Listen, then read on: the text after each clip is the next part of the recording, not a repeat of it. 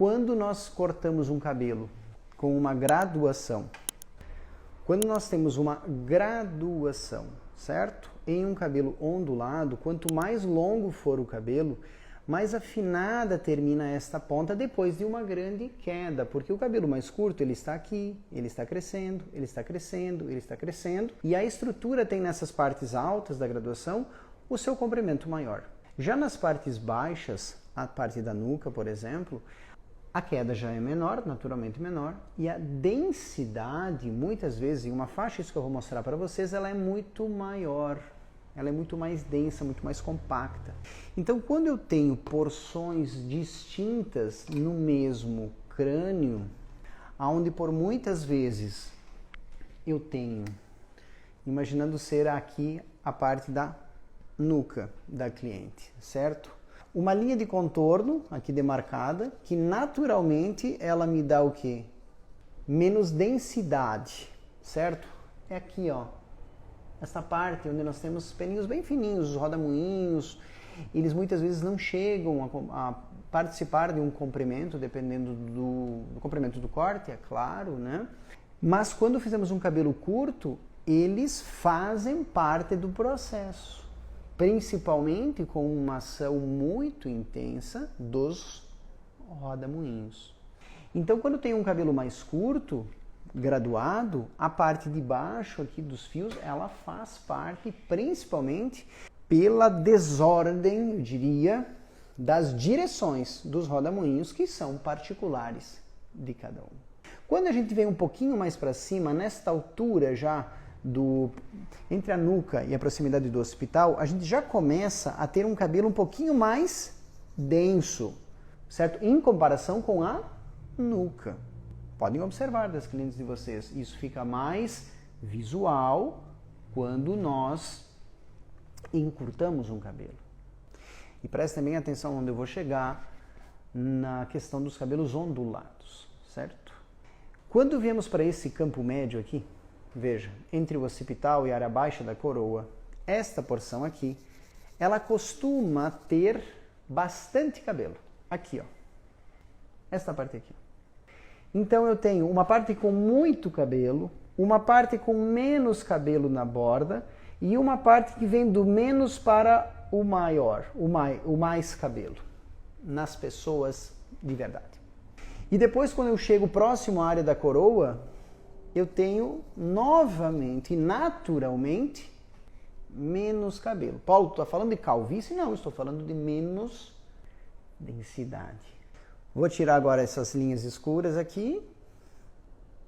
Ok, pronto. Então nós teremos na nuca, bem baixa, menos densidade. Aqui uma densidade maior, indo de encontro até a área do campo médio aqui. Podem observar, menos cabelo e mais cabelo, certo? Mais cabelo aqui, depois menos cabelo aqui. Isso tudo em um cabelo ondulado vai me dar no acabamento, e eu quero deixar bem claro para vocês que estou falando de cabelos ondulados, cabelos cacheados, ondulados, que quando uma mulher utiliza o cabelo desta forma, amassando ele, definindo o cacho, secando com difusor ou secando natural, vocês precisam recorrer a um determinado tipo de acabamento. Quando a cliente faz uma escova lisa, escovada, nós precisamos recorrer a outro tipo de acabamento. Quando a cliente usa ele ora escovado, ora amassado, nós precisamos de equilíbrio entre as duas texturas. Tá? Então nós temos que buscar visualmente isso. Que primeiro eu preciso construir com sabedoria e depois eu preciso entender as porções do crânio através da boa observação, sempre antes do corte, mexendo na cliente no cabelo antes de lavar, observando os rodamuinhos, linha de contorno, se há uma grande queda, já mostrei para vocês usando o secador, né? Pega o cabelo, joga o secador e vê quantos fios saem, quais são os ciclos de queda dela. Muitas vezes ela está reclamando de um cabelo que está ficando alto quando ela deita, quando ela acorda pela manhã, mas quem fica alto talvez é o cabelo interno, depois de uma grande queda que cresceu em círculo e não consegue fazer a curva e obedece ao deitar no travesseiro quando ela acorda. entender para não se sentir culpado, de repente, de um resultado que não foi sua culpa. Foi, de repente, uma falta de observação como profissional e de um alerta para a cliente para que ela possa realmente fazer, ter o resultado. Ou que aquele cabelo precisa de um resultado, talvez, e vai ser alcançado um pouco mais à frente. Nós tivemos uma live muito bacana sobre graduação em cabelos ondulados, tá? Que foi muito comentada e a gente recebeu muitas mensagens no direct com algumas dúvidas que eu pude esclarecer, particularmente para cada um, que gentilmente mandou uma dúvida, e nós, com muito prazer, podemos manter esse contato, sempre esclarecendo tudo que faz parte do nosso trabalho para vocês. E aquela estrutura foi construída, alerto vocês que nós falamos muito sobre isso. Se não assistiu o vídeo ainda, vai aqui no perfil, está assistindo esse vídeo no canal, está postado no canal, Graduação em Cabelos Cacheados, onde a gente mostrou a construção da graduação, certo? Em relação ao crânio, sempre deixando o fio de cima maior que o de baixo, na vertical, com os dedos na vertical. Passei muita dica para que não aconteça isso aqui. Note que esta posição dos dedos, veja, quem define tudo é o pente. Imagina que os meus dedos estivessem aqui, veja que em repouso a figura não representaria exatamente a graduação que nós criamos no nosso último encontro.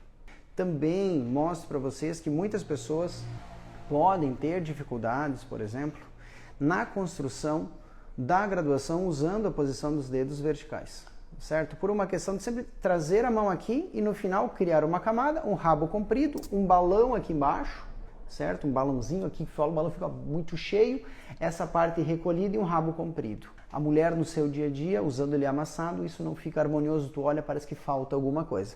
Se é o teu desejo, esse alongamento, perfeito, mas se nós queremos essa expansão do curto ao longo, nós temos que cuidar muito isso. Sempre alerto vocês que há uma possibilidade também de construirmos a graduação baseada em divisões horizontais, controlando o eixo espacial de baixo para cima, com horizontalidade, verticalidade e a elevação baseado naquilo que eu quero para a minha cliente. Desta forma, observem, é extremamente possível e fácil construir uma graduação também na horizontal.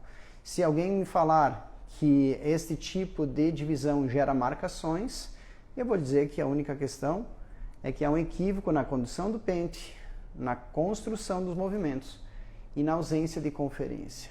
Porque independentemente de construirmos na vertical ou na horizontal, nós sempre faremos a conferência. Construiu aqui, confere aqui. Constrói aqui, confere aqui.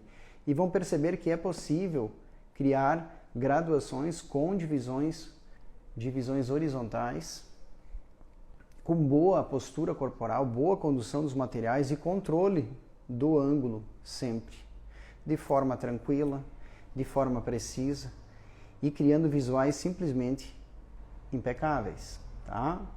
Olha lá, ok? Então é possível também trabalharmos desta forma.